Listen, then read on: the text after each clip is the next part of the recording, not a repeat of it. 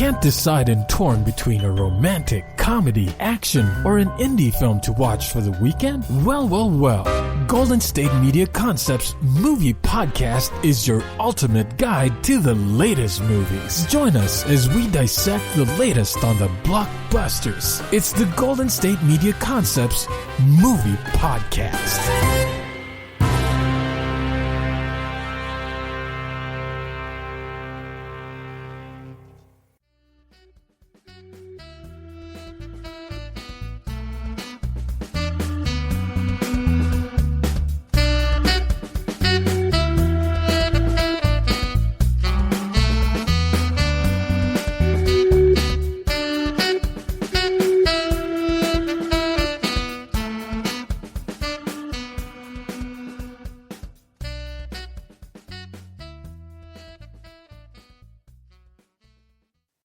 Thank you for tuning in to the GSMC Movie Podcast, brought to you by the GSMC Podcast Network. I'm your host, Elizabeth Aaron. I hope you're all doing well post-election. The last week or so has been quite a ride, and something that seems to be very present in today's day is conflict. A lot of people wanting different things, especially in terms of government, and sometimes conflict surrounds a group of people, and that certainly seems to be true in terms of the Black Lives Matter movement. So today I'm going to be looking at the theme of tolerance that comes up in several movies that are defined especially around this idea of conflict and choosing the fights that you want to fight. And in all of these movies that I'll be looking at today, the theme is definitely present around equal treatment of people of color. In the first segment of the show, I'll be talking about a new movie that's on Netflix called The Trial of the Chicago 7. In the second segment of the show, I'll be talking about an older movie. It's from the early 2000s called Edge of America, and I saw that on Amazon Prime. In the third segment, I'll be talking about a movie called Little Boxes, which I saw on Netflix, and then stick around for the end of the show when I'll be sharing my thoughts on the movie Seberg, which was on Amazon Prime.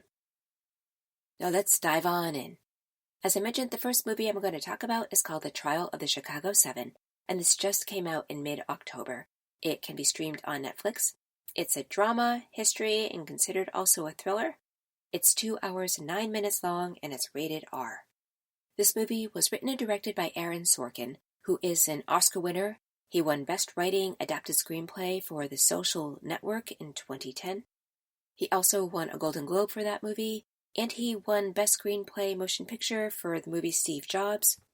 He's won multiple Primetime Emmy Awards for Outstanding Drama Series for The West Wing, shared with the production team. And his list of other wins and nominations is very long. And while he's written a lot of screenplays of movies, he's actually only directed one other movie before this, and that was Molly's Game. Other movies he's written include A Few Good Men, The American President, Charlie Wilson's War, Moneyball, as well as episodes of a number of TV series. These include Sports Night, Studio 60 on the Sunset Strip, and The Newsroom. This movie stars Academy Award-winning actor Eddie Redmayne, and he won Best Performance by an Actor in a Leading Role for The Theory of Everything in 2014. He also won a Golden Globe for that role, as well as a BAFTA Award. Other movies he's been in include The Good Shepherd, Savage Grace, The Other Boleyn Girl, My Week with Marilyn, Les Miserables, and The Danish Girl. He plays Tom Hayden in this movie. And Sacha Baron Cohen is in this movie. He has been nominated for an Oscar for Best Writing Adapted Screenplay for Borat, which he shares with a team. And he won a Golden Globe for Best Performance by an Actor in a Motion Picture, Comedy, or Musical for Borat. And he's won a number of awards for Best Comedy Performance. He won BAFTA Awards for his performance in Da Ali G Show. And he's won British Comedy Awards for Best Male Comedy Newcomer in the 11 O'Clock Show. He has appeared in Talladega Nights, The Ballad of Ricky Bobby, Sweeney Todd, The Demon Barber of Fleet Street, Bruno, Hugo, The Dictator, Les Miserables, and Alice Through the Looking Glass. And he plays Abby Hoffman in this movie. This movie also stars Mark Rylance, who is an Oscar winner for Best Performance by an Actor in a Supporting Role for Bridge of Spies. He has also won Best Supporting Actor for Bridge of Spies in the BAFTA Awards. He won Best Leading Actor for Wolf Hall for the BAFTA Awards, and also Best Actor for The Government Inspector at the BAFTA Awards. And he's won a good number of other nominations and awards for these same roles. Other movies he's been in include Hearts of Fire, Angels and Insects, The Other Boleyn Girl, and Dunkirk. This movie also stars Joseph Gordon-Levitt. He's won Emmy Awards for Outstanding Innovation in Interactive Programming for Create Together, which was shared with Sam Wasserman. He also won Outstanding Creative Achievement in Interactive Media Social TV Experience for Hit Record on TV, shared with several others. He also shares a Best Ensemble Award for Lincoln with the rest of the cast for the Black Film Critics Circle Awards. He's been in such movies as A River Runs Through It, Angels in the Outfield, Sweet Jane, 500 Days of Summer, Inception, Looper, and Snowden. And the last actor I want to highlight of this amazing cast is Frank Langella. He was nominated for an Oscar for Best Performance by an Actor in a Leading Role for Frost Nixon. And he won Best Actor for that role at the AARP Movies for Grown-Ups Awards, the African American Film Critics Association, the Las Vegas Film Critics Society Awards, among others. He's been in such movies as Diary of a Mad Housewife, Dracula, Masters of the Universe, Dave, Junior, Robot and Frank, Grace of Monaco, and Captain Fantastic. So that is quite a cast. Often I find when there is such a large ensemble cast with so many big names, sometimes the movie just doesn't take off. You may not be like me in that I'm always curious about how an actor is doing, so I'm watching the actor's performance as well as getting engrossed in the story. And when I can really get engrossed in the story and not get caught up in the fact that this is an actor performing, then I think is a success. I would say that in this movie, there were moments where I felt that I was watching the movie, but then I would come out of it. I found often I was looking at Eddie Redmayne in particular to see if he'd pull off an American accent. And he did, but I had trouble getting past the fact that I knew he was a British actor. And there were a number of British actors, including Sacha Baron Cohen and Mark Rylance. But somehow I felt they blended in a little bit better. And actually, if I was to say that there are any actors that stood out to me, it would be Sacha Baron Cohen, who, as I mentioned, played Abby Hoffman. And I have to say I have a bit of a personal interest in Abby Hoffman, because he's from the same city I am, which is Worcester, Massachusetts, and he went to the same high school that I did. Mark Rylance, who played the defense attorney, and Frank Langella, who played the little bit crazy judge who presided over the trial. I thought Joseph Gordon-Levitt also did a very good job. He played the prosecutor, but his character I felt was more undertoned, so he didn't pop off the screen for me. I think I'm getting a little ahead of myself too. I'm just so excited by this cast. But the story is about 7 men who were part of protests against Vietnam.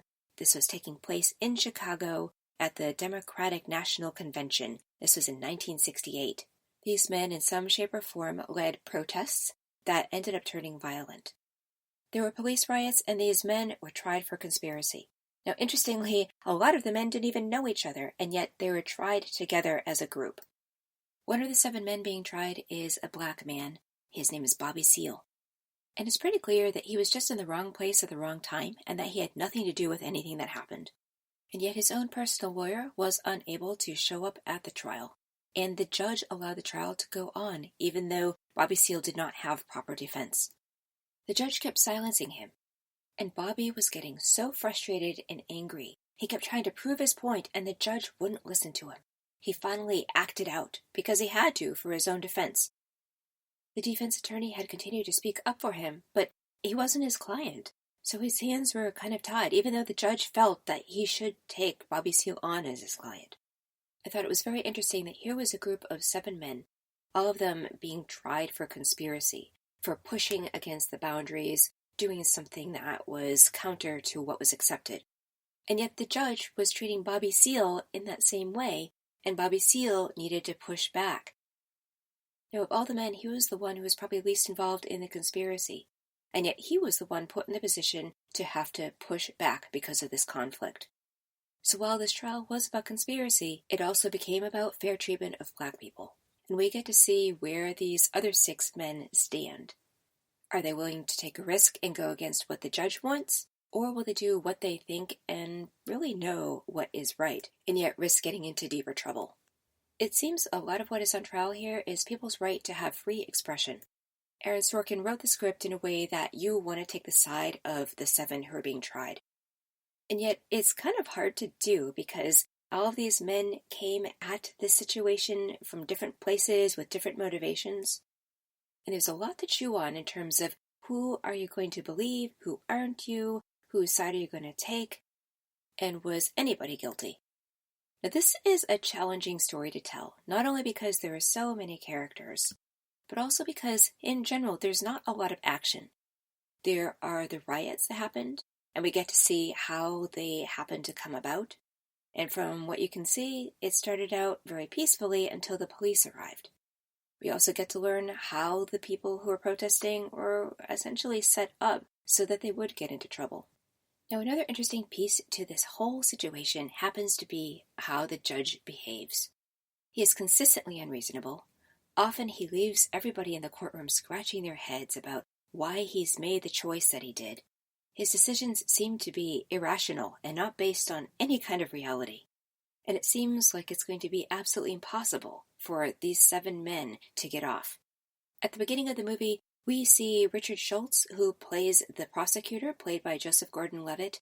He is told essentially that he must find them guilty, that this is a high-stakes court case, and for many, many reasons, it's paramount that he win this case.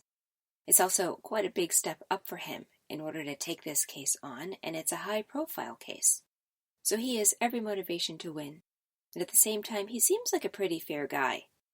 But as the judge's rulings are a little bit questionable, he's willing to take what he can get. Meanwhile, William Kunstler, the defense attorney played by Mark Rylance, he has to pull out all the stops. Seems like every direction he goes in, the judge puts up some kind of barrier. As a result, he continues to rack up many contempts of court, which essentially means he's going to have to pay a lot of fines. Now, I also liked how when there are flashbacks, we got to see what really happened and judge for ourselves whether or not these 7 were guilty or not. So I appreciated that we actually got to witness a slice of history happening. And that set us up to see whether or not in the court it was going to reflect what the reality was. I think that almost more than the actions that really happened that brought these men to this trial, it's their personalities that made this movie so interesting. And it was really important for these actors to step up and fully embrace their character. Now, Abbie Hoffman had a sidekick. It was Jerry Rubin, played by Jeremy Strong. And these 2 characters played off of each other really well. And in the courtroom, they used their creative license, and they would dress funny or they would say jokes, all with the intention of driving home a point. They really pushed the boundaries and constantly went to loggerheads with the judge. In many ways, it seemed like juvenile delinquents, only they were very intentional about what they did. They knew what they were doing all along, and it was to provoke some kind of reaction and to help drive home a point. I really enjoyed watching the creative license that these actors had to do this work. Now, based on my recollection and knowledge of Abbie Hoffman, he was always way off the charts in terms of what he was willing to risk doing. People used to think he was crazy and out of control. And in that way, I felt Sacha Baron Cohen was a great person to cast as Abbie Hoffman. And that's because he himself is a huge risk taker when it comes to acting and the kinds of roles and movies that he gets involved with. And at the same time, I wondered how much of who Abbie Hoffman was in this movie was based on what truly happened. I'm not sure where Aaron Sorkin had stretched the boundaries, but I actually think that Abbie Hoffman in this movie may have toned it down a little bit. Either that, or maybe back in the day, what he did do based on what was shown in this movie was a big deal. It's just we've seen people push the boundaries so much more over the years that it seems not maybe quite as big a deal as it would have been back then. I felt there were some standout scenes in the courtroom. There's a point where the defense attorney gets to choose one of the 7 men to be questioned. There's a lot of back and forth about who the right person is for that job. And it's actually quite a very interesting way that the script moves us through that process, because it seems to make sense when everyone sort of nominates this one person to be the person who's questioned, and then a discovery is made, and there needs to be a change. So right there's some anticipation about who's it going to be, and are they going to be able to pull off what is necessary. I don't want to give it away, but the person who does end up being questioned really knocks it out of the park, and surprisingly so. It's clear that the person is thoughtful, in the moment, really speaks his truth, and yet stays in character even while continuing to push boundaries. And there's another courtroom scene that actually includes Michael Keaton as the actor. He plays Ramsey Clark, and he was the former Attorney General of the United States. And this sets up a very interesting dynamic because he was the most powerful legal person in the country, and he is being questioned. There's this whole aspect of status that suddenly changes in the courtroom because while Frank Langella plays the judge and he is the one in charge of his courtroom, it's a little intimidating having the former Attorney General in the witness stand right next to your desk. This helps create more drama in the courtroom, and at the same time, it actually creates some level of humor. I felt that this was an important story to tell, and it was a good story. Aaron Sorkin did, as usual, a really great job with the script. There was really great dialogue, and there was a lot for these actors to chew on in terms of creating their character. In terms of direction and how the movie was pulled together, it was very solid. I don't know that more could have been done. It is, as I said, a tough story to portray because there's not a lot of action. Most of it is based on how the characters interact, and there's just some flashbacks showing some of the history. Much of this is about the courtroom scenes. So I liked the movie. I liked that it was, again, about conflict and pushing the boundaries. You'll have to see it to see who actually won and whether any of the 7 who were being tried actually ended up being put in prison. At the same time, this is kind of a heady movie. It feels like it was created so much more to capture history and prove a point. And I think one of the biggest things that came clear to me was that here this was back in the 1960s, and the issue in terms of the treatment of Black people has really not changed all that much. I really took home that point. So on a scale of 1 to 10, 10 being the most excellent movie, I would give this movie an 8. It's solid, and there's a lot that's entertaining about it. At the same time, it is not the most scintillating topic. It's not going to sweep you away and help you feel more relaxed afterwards, but it's definitely a good watch and an important one. Now stay tuned for the next segment of the show when I'll be talking about the movie Edge of America after the break. Want to know the latest and hottest music hitting the airwaves? Don't be left out. Listen to the Golden State Media Concepts Music Podcast. It keeps you on the loop with everything you need to know from pop, rock, hip-hop, and the top 40. And we'll throw in news of your favorite artists, concert and tour dates, and so much more. Listen no further, because this is the gold standard in music podcast.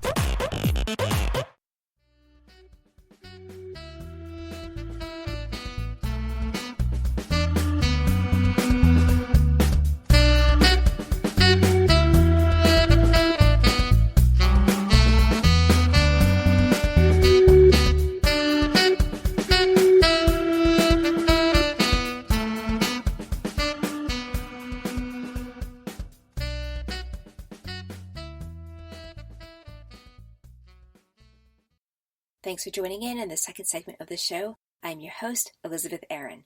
In the last segment, I talked about the movie The Trial of the Chicago 7. I'm now going to discuss the movie Edge of America. This movie came out in 2003 originally, and it was actually made for TV.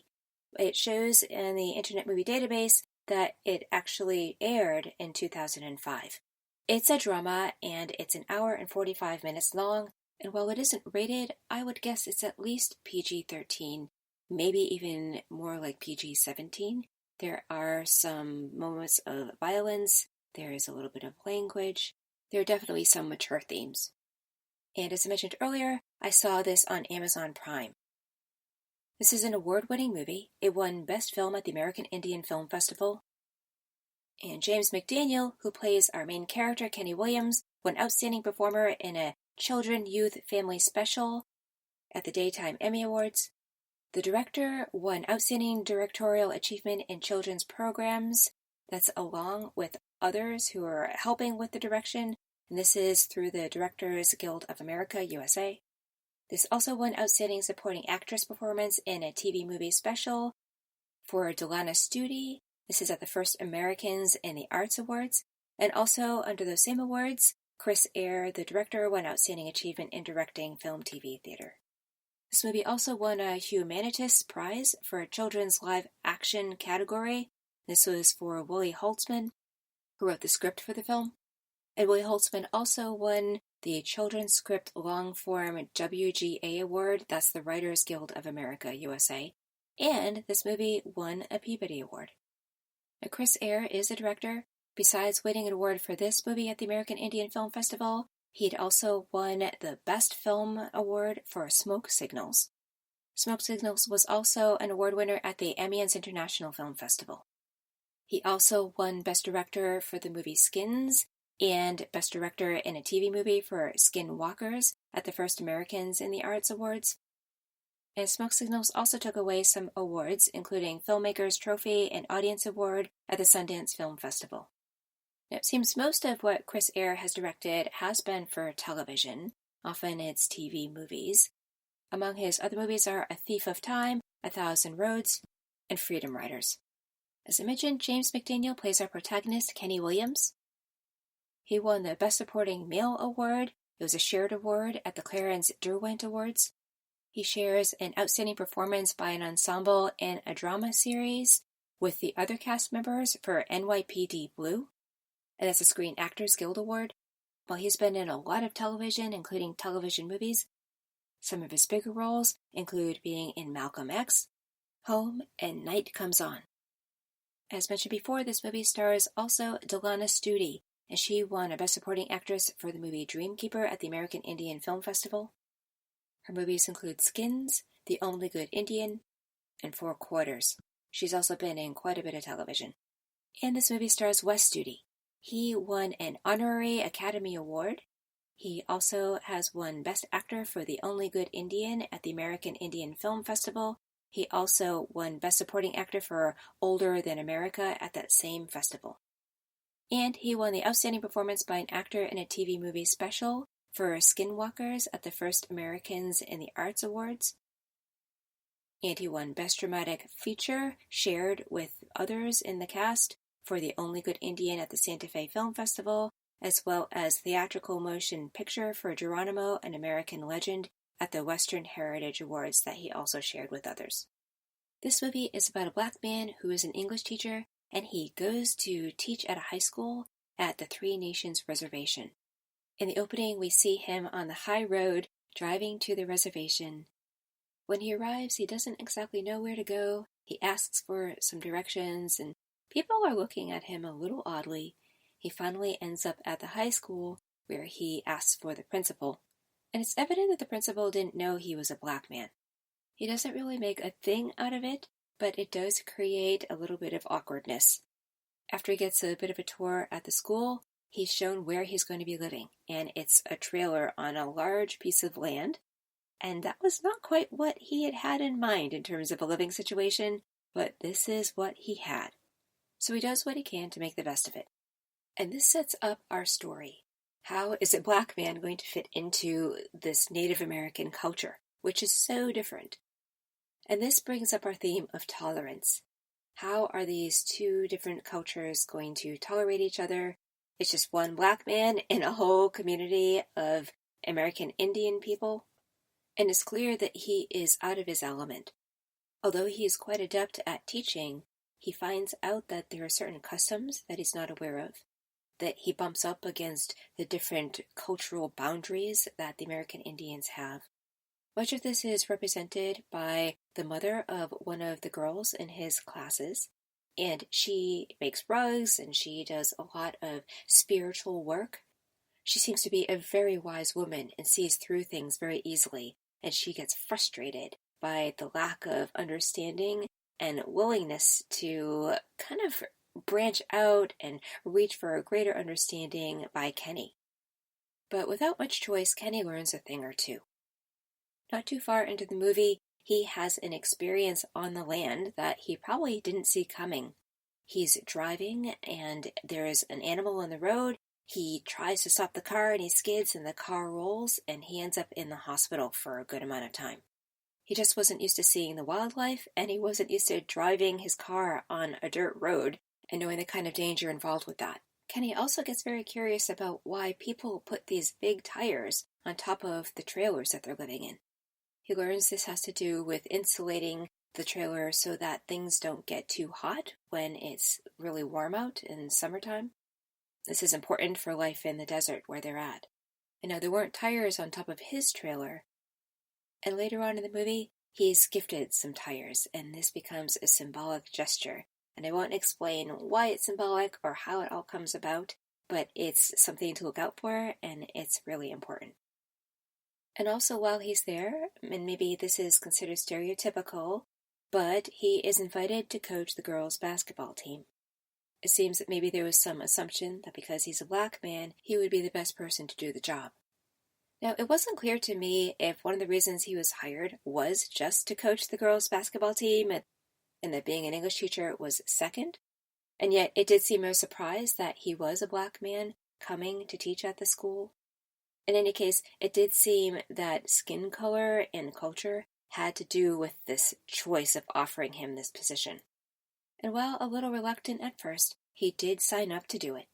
He is alone in this strange place, and having more interaction with the students and more time at the school was probably a good thing for him. That seems to be kind of a no-brainer for him to take this challenge on. But in terms of culture, a lot of the parents don't completely trust him yet or understand what he's doing with the girls. He is a pretty hard coach. He's disciplined, he has no trouble yelling at the girls, and this is very different from what the American Indian culture is all about. They're more relaxed, they take cues from spirit, they rely on intuition and wisdom. They're not very aggressive, they're not about pushing forward. They seem to just enjoy being instead of achieving. And at one point, one of the players on the team gets into a certain circumstance, and as a result, the coach kicks her off the team. Now, in his own culture and where he's from, that would make total sense. But in Indian culture, he really crossed a boundary. And we get to see how the relationship gets repaired. Or is he not going to be able to repair the relationship, and is this going to be the end of his time on the reservation? That's the question that gets raised. Now, meanwhile, there's a teenage boy who also seems to really not accept this English teacher. He seems to fight him every step of the way, whether in the classroom or out of the classroom. He has done some vandalizing, and he just keeps making life difficult for this teacher. So this sets up this question about whether or not they're going to actually form a more peaceful relationship. Now, it seems for Kenny, as a black man in the United States, fitting in is something that's always probably had its challenges. He probably has stood out in a lot of different situations. So he's used to being challenged, and especially in the classroom, he seems very adept at dealing with the situation. On the basketball court to a degree as well.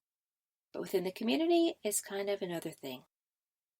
His past experience is probably helping him out, but in this case, he is the only black man in a huge community of people from a very different culture. Although what they do have in common, to some extent, is being on the fringes of America. Now, early on in the movie, Kenny gets introduced to a car mechanic, but he also is the bus driver, and he has a good number of jobs within the community. His name is Kush, and he's played by Wes Studi, and he's just a really marvelous character. He seems grounded and steady and knowledgeable, and he sees the big picture. And so he's able to embrace Kenny in ways that some of the other characters aren't able to. And he becomes a very important figure in Kenny's life. Over and over and over, Kenny deals with conflict and struggle as he adapts to this new environment. And it's Kush who seems to really lift Kenny up. It seems like this is something that Kenny hasn't had much experience with, and he's really appreciative. To give an example, after Kenny had his car accident, he didn't have a car and he needed his car fixed. And of course, Kush is the person who is the mechanic.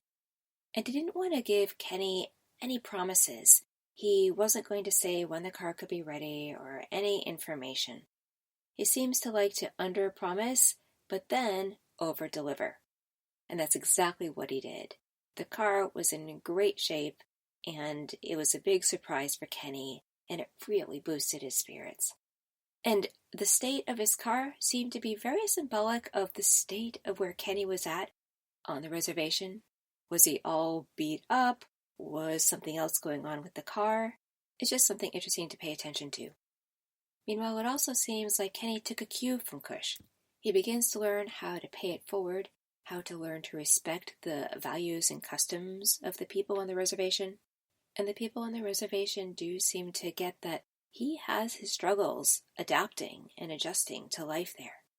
And they need to kind of pick and choose where they're willing to let him off the hook and where they're not. It's sometimes hard to delineate what is actually intentional on his part, what is something that he just doesn't understand based on the cultural norms, or if he's willing to look at himself at all and maybe make some changes. I got to thinking, what if it had been a white man who had come to the reservation to teach English? How would that have been different? Would there have been more or less tolerance? It made me think that perhaps the Indians on the reservation may have been a little intimidated more by a white person. They may already have had certain ideas or prejudices about that person. In this case, for many, this was the first time they'd even seen a black person. And while clearly in the case of some of the kids, they were resentful of Kenny, the fact that in society they knew status-wise that they were on a similar playing field, it seemed to create a little bit more tolerance. I think that's something that I observed anyway, and I'm not sure if that would be something that everyone would see. Now, meanwhile, Kenny does coach the girls' basketball team, and they start to have success. Now, this team seemed to never have succeeded in the past. It doesn't seem like they had anybody who was very knowledgeable about basketball to show them the ropes. And at first, a number of the parents were concerned about how hard Kenny was driving them and the way that he was treating the girls, because he was very much a disciplinarian with them. But as they had more and more success, Kenny seemed to be more accepted, and the spirits of the people on the reservation seemed to be lifting. The people here were so used to being marginalized and beaten down, and like they're the last ones always to be seen. Kenny really helped them build some pride and demonstrate that there's much more to them than what the rest of the world sees. The fact that he saw them and believed in them really seemed to help everybody on this reservation.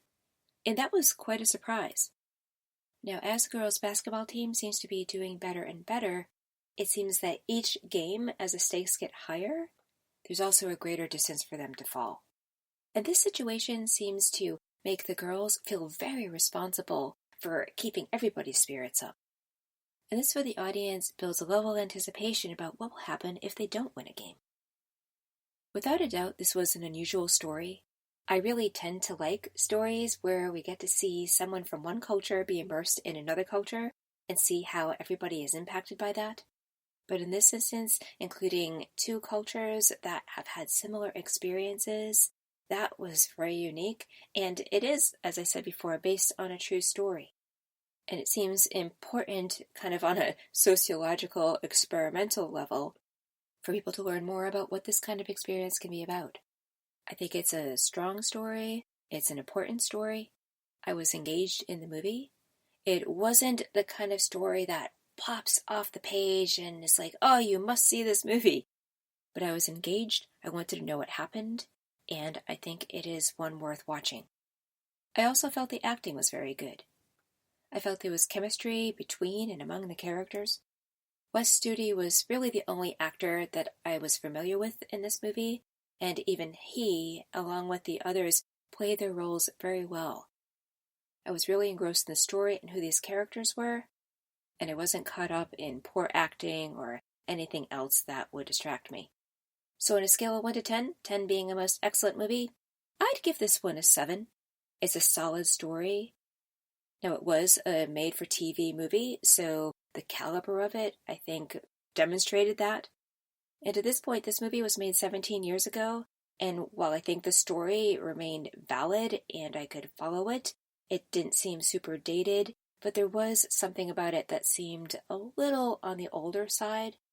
And if anything was a distraction, I think that was probably it. Even the film had a little bit of a grainy quality to it, and it wasn't super easy on the eyes. That said, I did appreciate seeing what life was like on an Indian reservation. And the land on this reservation was very beautiful. Now stay tuned for the next segment of the show when I'll be talking about the movie Little Boxes after the break. Tired of searching the vast jungle of podcasts? Now listen close and hear this out.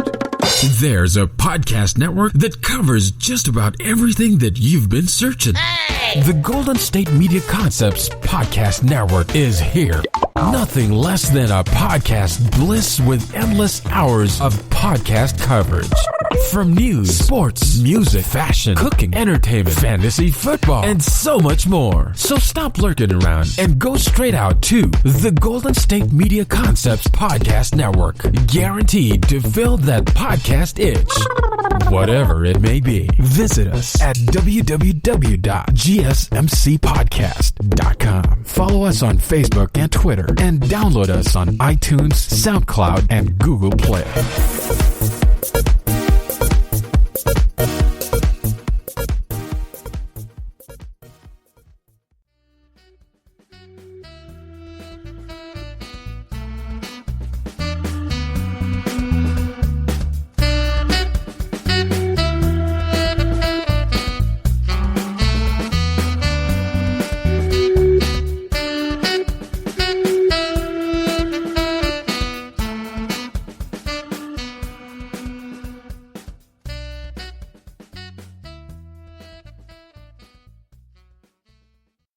Welcome to the third segment of the show.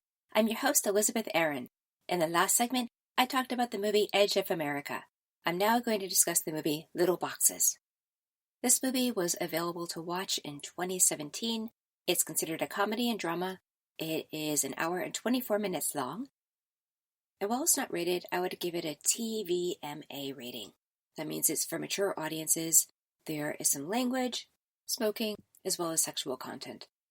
At the Clotrutus Awards, this movie was nominated for 3 things. It includes Best Actor, that was for Nelson Ellis, Best Movie, and Best Original Screenplay by Annie J. Howell. And also, through the Young Artist Awards and the Young Entertainer Awards, the young actor Armani Jackson was nominated. This movie was directed by Rob Meyer. He is an award-winning director. His short movie Aquarium won a number of awards. This includes Best Short Film at the Ashland Independent Film Festival, the BAFTA LA Certificate of Excellence at the Aspen Shorts Fest, Best Short Film at the Atlanta Film Festival, Best Student Short at the Austin Film Festival, Short Filmmaking Award Honorable Mention at the Sundance Film Festival, and Special Jury Prize for Best Comedy at the Toronto Worldwide Short Film Festival, and the list goes on. He also is winner of Best American Independent Feature Film for A Birder's Guide to Everything at the Cleveland International Film Festival. And that movie also won Best Feature at the San Luis Obispo International Film Festival. And it looks like Little Boxes is just his second feature film. This movie stars Melanie Lynskey. She shares the award for Best Vocal Ensemble in a new television series for Over the Garden Wall at the Behind the Voice Actors Awards.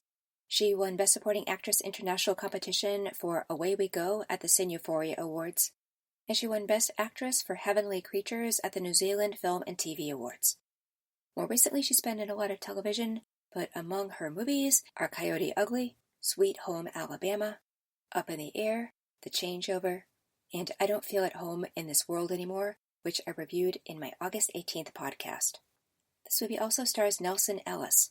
He shares the Ensemble Cast Award for The Help through the Gold Derby Awards, and he shares the Ensemble Cast for Television Award for True Blood through the Satellite Awards. His movies include The Soloist, Secretariat, God's Behaving Badly, and Roxanne, Roxanne. And this movie stars Armani Jackson. He has been nominated for a number of awards. This includes Best Supporting Young Actor for a Feature Film for Cooties at the Young Entertainer Awards, and Best Performance in a TV Series, Recurring Young Actor 10 and Under for Grey's Anatomy at the Young Artist Awards. Other movies he's been in include A Green Story, The Last Witch Hunter, Christmas All Over Again, and Ready Player One. This is the story of an interracial family. The wife, played by Melanie Lynskey, is white. Her character's name is Gina. The dad, played by Nelson Ellis, is black. and his character's name is Mac. And Armani Jackson plays their son, and his character's name is Clark. They are moving from New York City, where they were very embedded in the community. They had lots of friends, and they are artistic.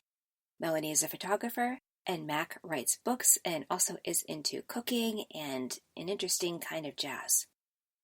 And they were able to surround themselves with like-minded people, and also people who are open to the fact that they were an interracial couple. It really didn't matter in New York. They were well-loved and appreciated.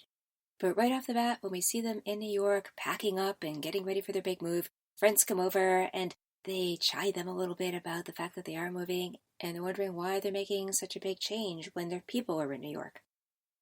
Well, the answer is they're just ready for a change. They want to see another part of the world, and they have family in Washington State. And Gina was able to get a great job as a photography professor at a university in this small town in Washington. So they're headed across the country to a suburban town that is mostly white. So when I talked at the opening of the show about how this theme today is about tolerance and conflict, the fact that this town is mostly white is the first thing that comes up. Another issue is that Gina went ahead and bought this house in the town sight unseen. She's hoping and praying it will be great, and this is something that Melanie Lynskey is really great at. She can play insecure characters very well. So when they arrive, they are really surprised at how large the house is. It's so much bigger than the space they had in New York. It's going to be very different. Also, there's no traffic sounds, it's very peaceful, and it seems like life is going to be pretty good there. But it doesn't take that long before a discovery is made that there's something going on with the house. It's going to require some work, and this makes it a really difficult living situation. And another issue is the fact that Clark is becoming a teenager. He's at that age where he starts being interested in girls and starts wanting to behave the way he wants to behave. At his parents' encouragement, he ends up befriending two girls who are in the neighborhood, and their influence on him is not quite what his parents expected or wanted. He goes from a well-adjusted boy who seems pretty laid back and takes things as they come, to a boy who is willing to get into trouble and to try some things that are a little risque and pushing the boundaries. And there are two more stressors. One is that Gina, who is now this professor at a university, has to fit into the culture there. And while she's embraced as the cool, hip professor who teaches photography from New York, she herself is having a little trouble embracing this very white, intellectual community that she doesn't really click with. And one more thing is that the movers have yet to deliver all of their stuff. And not only that, but they're pretty uncooperative about giving the family any information about where they're at on the road and how soon their furniture and goods are going to arrive. So talk about a family being out of their element. They want to be accepted, they want to be able to live their lives peacefully, but they don't have their stuff. They have to adjust to a whole new area, a new culture. They bump up against racial issues, class issues, and they don't even have their familiar belongings with them, and the home that they're in is not actually all that safe for them. It's all these elements that create the drama in the story. Now, there's so much about the story that feels low-key. It feels pretty passive in a way. It kind of floats along. But then the tensions and conflicts build and build and build, and it reaches a crescendo. So it seems like a kind of laid-back, benign movie actually has quite a lot going on in it. And generally with the move, there's a lot of upheaval. And even when things are going well, the house is in good shape, you actually knew people in the area, and you had connections, on, it's hard. But with all of the other things that they're dealing with, it's actually extra hard. And when personalities start to clash and tempers start to fly, guess which issue really comes out? The race issue. That felt quite unsettling to me, but at the same time, I think this movie really nailed it. And I think this movie has a lot going for it. First, I really enjoy the acting. I really believe that this was a family. They were comfortable with each other, seemed to know what to expect of each other. And especially Gina and Mac as husband and wife, they seemed to get each other in a way that they could help each other through the difficult moments. They had an understanding of each other's pain points and how to soothe them. And it was clear that they had created a really great foundation for Clark, that they had a trusting relationship with him, And that's one thing that made things so difficult here, because in this strange place, he started acting differently, and the parents' level of trust with their son was being challenged. Other things this movie did really well was to include awkward moments. When Gina goes to an orientation meeting at the university, there's another professor who comes and sits behind her and is very chatty and is a little disruptive. You can see Gina just doesn't know how to handle the situation. She's among all these new people and she doesn't want to rock the boat. She wants to make a good first impression, and this woman is not making it easy for her. It was actually a pretty funny scene. There's another point where Mac goes into town and he goes into the local bookstore. He asks the store owner if he has a certain book in stock, and the owner says that they don't, so Mac just takes off. Well, the next time he goes around to the bookstore, he finds out that the bookstore owner looked into the book and saw that the one that Mac was asking was the one that he himself had written. And the bookstore owner, all excited that there was an author who was new to town, created a whole display around Mac's book right in the store window. It was not Mac's intention to call all kinds of attention to himself.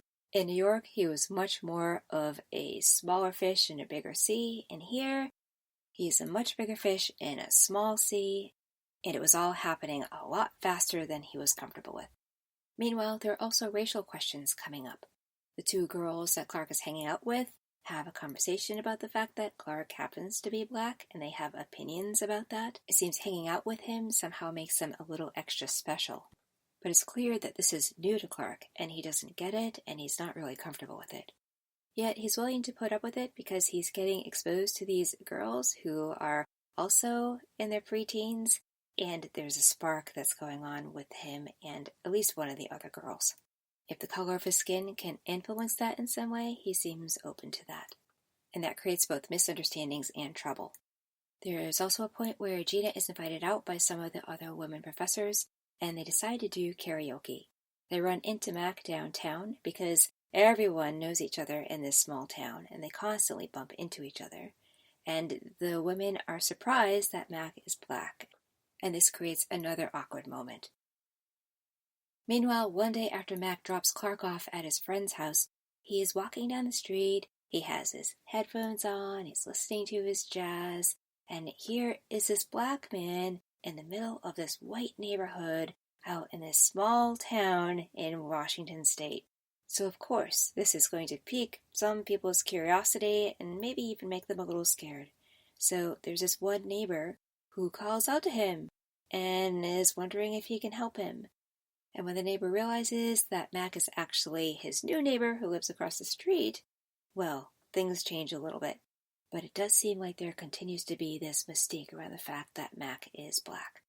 So things continue just to seem like they're going more wrong and more wrong and more wrong till they build.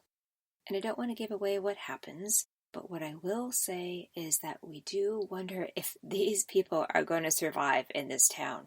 Should they even have come? Are the troubles that they're experiencing a sign of what life is going to be like there? Or is this just something that has to do with getting used to a new place? So I found myself caught up in this story. I was really interested in the characters. I wanted to see if they were actually going to make this their true home. Could they live in this place where they kept bumping up against the culture, against the racial issues? Something that I did like about this movie was how real it seemed in terms of the town life. For relationships in a movie to take off, characters have to keep running into each other. It's just kind of a natural tendency within the story for that to happen. In some movies, it comes across as kind of contrived, like the story was forced a little bit, and that the characters must run into each other in order for the story to propel forward. In the case of this movie, it seemed very natural how the characters bumped into each other. It was really believable, and I wasn't jarred by any impromptu meetings, feeling like they were set up just to make the story come to some kind of conclusion. I also felt the characters were real. There were lots of moms and working women in this movie. People I saw I could believe would live in a suburban town. And it's kind of interesting, but of all the movies that I'm reviewing today, this is the only one that is not based on truth. And yet there is something very truthful about it, based on location and how the characters were. I also liked how these characters are just going about their business in their day-to-day lives. So often, movies seem to depict characters so that they're bigger than life. And in this case, they're just average people, and I liked that. I could relate to it. And I liked that even though these people were special coming from New York and they were artsy, at the same time, you could see that they were just human. They had their insecurities. They had their issues. Something that I thought was kind of funny was how it seemed that this was a fresh start for this family. And in that vein, Gina was a smoker and she promised that she was going to quit. Starting over in this new place, she felt it would be easy in this transition to make that happen. Well, it turns out she was having some struggles doing that. And she didn't want to be called out on it. But with all of the stressors happening, well, I'll just leave it to you to watch to see what actually happens around that and who says what to whom. I think also because this movie seemed kind of everyday and that there was a lot of go with the flow kind of energy throughout, when certain bombshells landed, they landed big, especially the racial ones. Now, there didn't seem to be a lot of fighting back, especially with regard to the people in the town, but there were certainly times where it was noted that this indeed was an issue. And like what can happen with normal people, things were not being said necessarily, and then they would blow up later. I was struck by how much I felt like I was walking in both Max and Clark's shoes as a black man and an interracial boy, and I could feel what it was like to be stressed or have a button pushed just because of how people saw these characters. I think especially when it comes to tolerance and race, it's so important for people to be able to walk in someone else's shoes. And this movie does a really great job of laying that out so that people can have that experience. So yes, I enjoy this movie. I didn't feel like it was a great escape. It was so sort of everyday life-ish that I felt like I was going through something that I might have gone through myself. But it was a good story, and it definitely had a lens through which to see life that I had personally not experienced before. So I came out of it learning something new. I also felt I just really liked these characters, and I wanted to see more of them. And I always like it when I like the characters. In some movies, I just really don't like the characters, and I kind of have to force myself to want to watch more of it just because I'm interested in the plot. So on a scale of 1 to 10, 10 being a most excellent movie, I would give this one a 7. It was strong, it was solid, it wasn't a knock your socks off kind of blockbuster movie at all. It was quiet, but I think that it fulfilled a purpose, and 7 feels about right for the kind of movie it is. Now stay tuned for the final segment of the show when I'll be sharing my review of Seaberg after the break. Watching TV has changed over time. Streaming has become the new norm. That's why Golden State Media Concepts television podcast dives headfirst to the world of cord cutting. Want to be on the loop of what's hot in Netflix? Or if it's not a preference, what about original shows in Hulu? We've got you covered. Join us as we fill in the blanks and talk about movies to stream and what show you should be binging. This is the Golden State Media Concepts television podcast.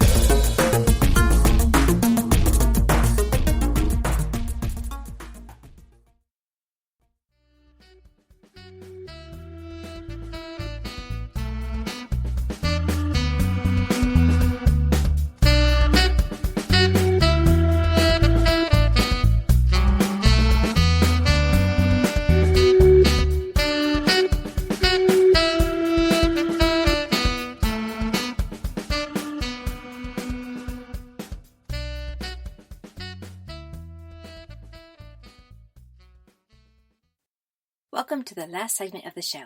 I'm your host, Elizabeth Aaron. In the prior segment, I talked about the movie Little Boxes. I'm now going to discuss the movie Seaberg. I saw this movie on Amazon Prime. It came out in December of 2019, so just about a year ago. It's considered a biography, drama, and thriller. It's rated R, and it's an hour and 42 minutes long. This movie was directed by Benedict Andrews. Although he hasn't won any directing awards, he's been nominated for a good number. He was nominated for the Topps Audience Award for the Americana Film Fest for Seberg. He also was nominated for Best Directorial Debut for Seberg at the Camera Image Awards. He also was nominated for Best Film in the official competition for Una at the London Film Festival. And Una was also nominated for a Best Film Award in the Sydney Film Festival. Seberg is just his fourth film. He directed A Streetcar Named Desire in 2014, Una, which was mentioned before, in 2016, Cat on a Hot Tin Roof in 2018, and then Seberg came out, as I said, in 2019. So he's been on quite a roll. This movie stars Kristen Stewart.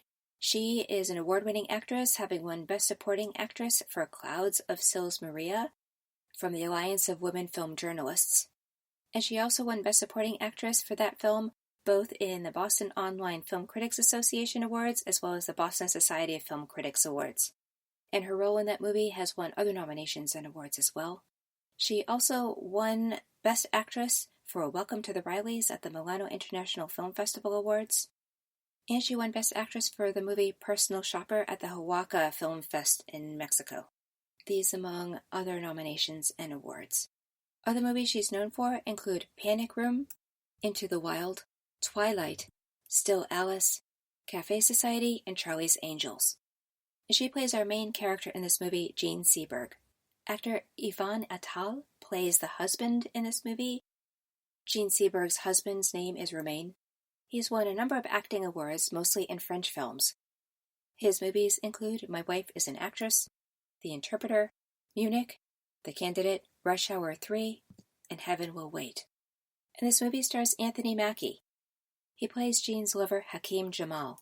He shares a Best Ensemble Award for the movie Detroit from the African American Film Critics Association. He also won Best Supporting Actor through the same organization for The Hurt Locker.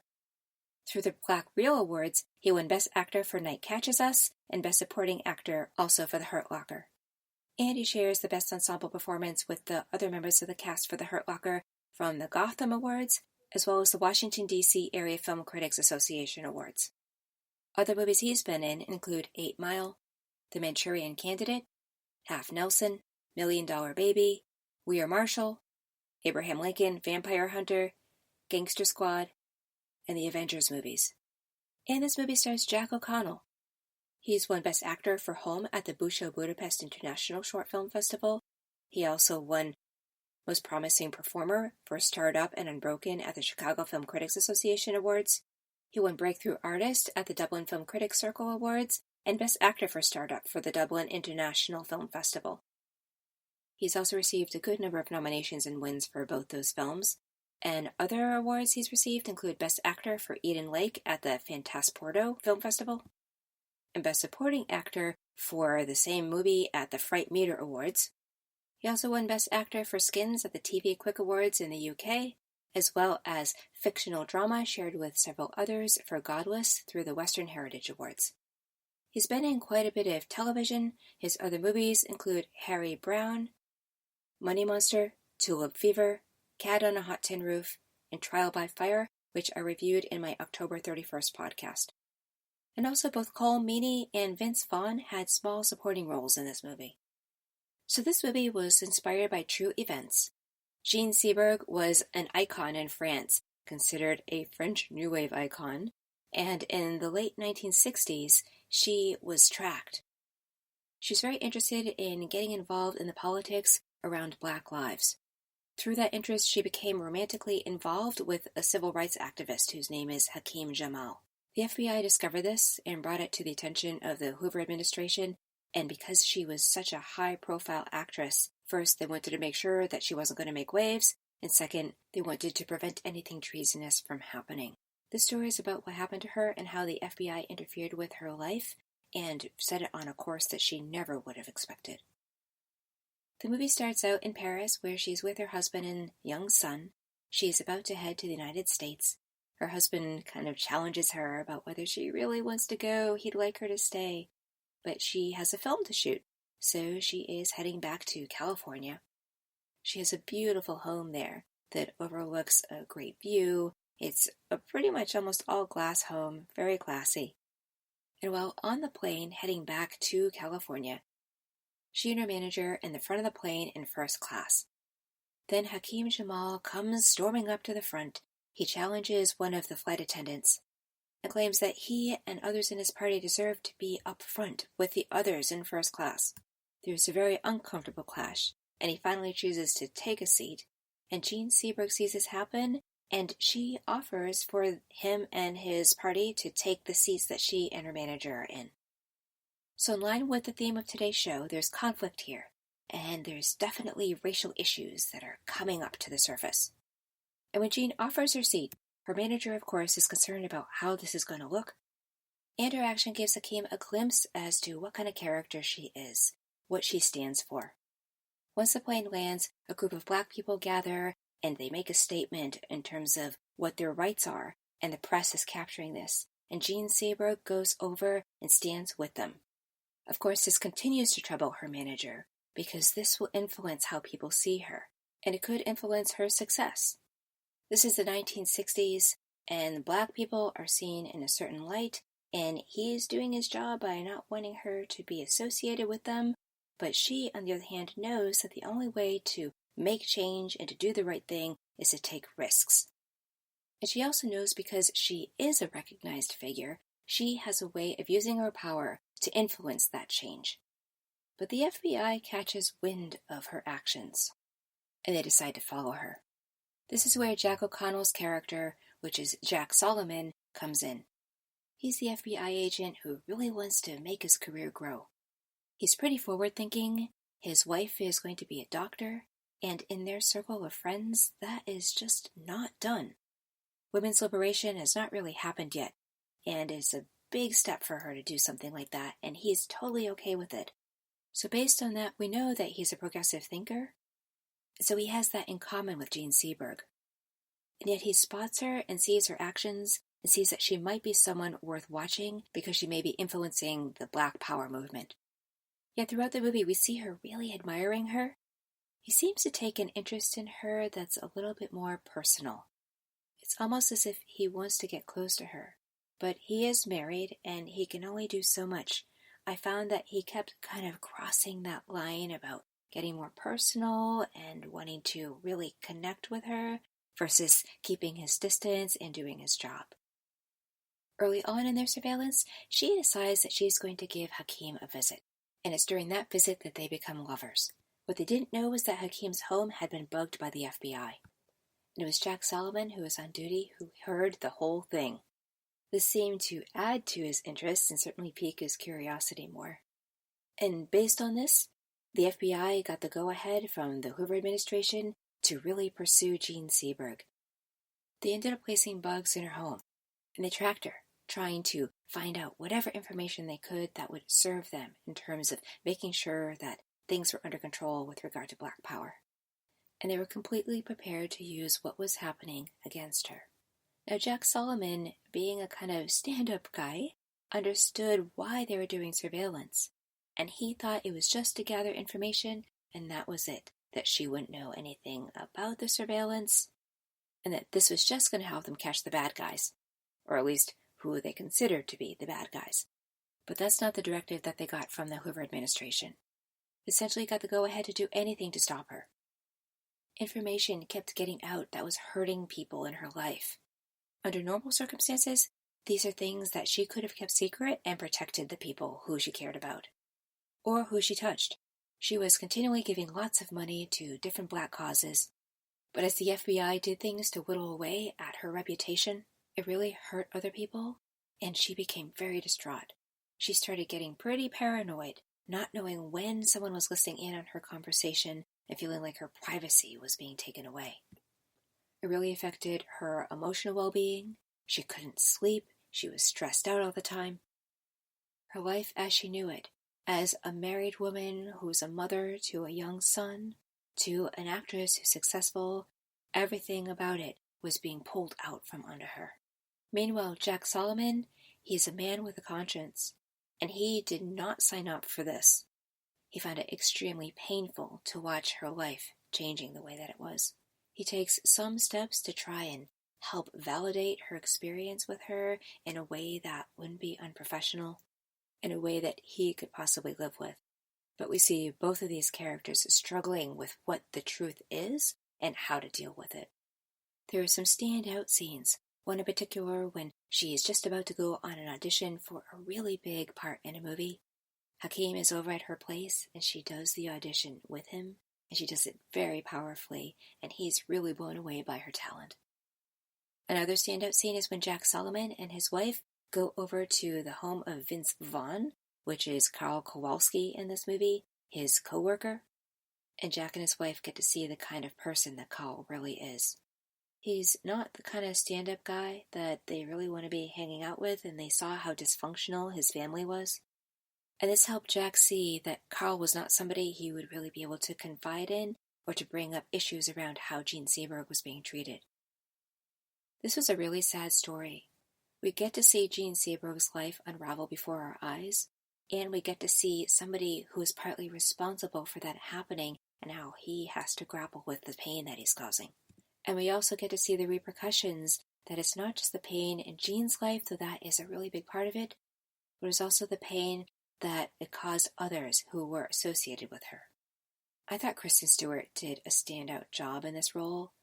I was very mesmerized by her, and even though she didn't necessarily have a lot of expression in her face all the time, she had a lot of expression in her eyes, and I could really feel what was stewing on inside of her, and how she was doing her best to keep all of that emotion close to her. It seems in some ways she just didn't want to be seen being so vulnerable, and yet she couldn't avoid it. There was another memorable scene where she knows that she and her husband are not going to make it as a result of everything that's been happening. Her husband sticks around to support her, and then they go to meet up with a couple of people who are important to her in her business. And you can just see the level of agitation, how her energy is off, and she's just not herself. And it's a stark contrast to how she was at the beginning. So you actually get to witness what the emotional journey is that she's been going on. And I felt the acting in all of the cases was really great. I could really feel the inner conflict that Jack Solomon was having, how he felt so trapped in what he had to do the right thing, and how he needed to maintain loyalties in certain spheres.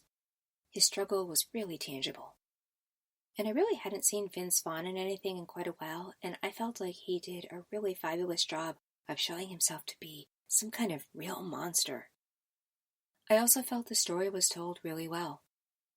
As a member of the audience, I was enthralled. I wanted to know what was going to happen next. And there were shifts in point of view that really helped keep things interesting. Sometimes we were following Gene Seberg in the moment. We were with her when she had the affair with Hakeem, when information got divulged, when she stood up to her agent, and then sometimes we were with the FBI agents. We could feel the mixed feelings around what it was like to spy on Gene Seberg. And then when we were with Gene and she knew that the FBI was looking after her, that brought a whole other element of subtext to watching the film. All of it kept me quite enthralled. And now this movie took place around the same time that the trial of the Chicago 7 took place, and there are similar themes in terms of racism and the involvement of the Black Panthers. And in both of these movies, there were white people who were trying to do the right thing by Black people who had been marginalized. And in both cases, there were levels of authority that were trying to squash it all. In both cases, we got to see the fight, the conflict, in terms of wanting Black people to have the rights that they deserved. And we also got to see that the tolerance level for that was not very high. We get a glimpse of how tough it is to have a life in which you want to be more progressive, and yet the world around you won't support that. Of all the movies that I watched for today's podcast, it was Seberg that really stayed with me the most. In each movie, the stakes were high for each of the characters, but it was Gene Seberg, who was already at the top, who had a long way to fall. And there was something more intimate in this movie. What was meant to be just some surveillance ended up becoming very, very personal. And that, I think, is what really stuck with me. So on a scale of 1 to 10, 10 being the most excellent movie, I would give this one a 9. It really stood out to me. I was mesmerized by the acting. And again, while this isn't a jump out of your seat, you've got to see this movie, this is a very important movie. It really captures a time, a place, and it really exposes us to one person's life pretty in depth. But it also shows us how government felt so threatened by Black Power. I hope you enjoyed hearing about the movies The Trial of the Chicago 7, which I rated an 8, Edge of America, which I rated a 7, Little Boxes, which I also rated a 7, and Seaberg, which I rated a 9. Here's to these movies offering you some inspiration. This is your host, Elizabeth Aaron, signing out. Thank you for listening to the GSMC Movie Podcast, brought to you by the GSMC Podcast Network. I would like to ask you to please remember to subscribe to the show and write a nice review that really helps us. Also, if you can please follow us on Facebook, Twitter, and Instagram. Thank you, and have a good night. You've been listening to the Golden State Media Concepts Movie Podcast, part of the Golden State Media Concepts Podcast Network. You can find this show and others like it at www.gsmcpodcast.com. Download our podcast on iTunes, Stitcher, SoundCloud, and Google Play. Just type in GSMC to find all the shows from the Golden State Media Concepts Podcast Network, from movies to music, from sports to entertainment, and even weird news. You can also follow us on Twitter and on Facebook. Thank you, and we hope you have enjoyed today's program.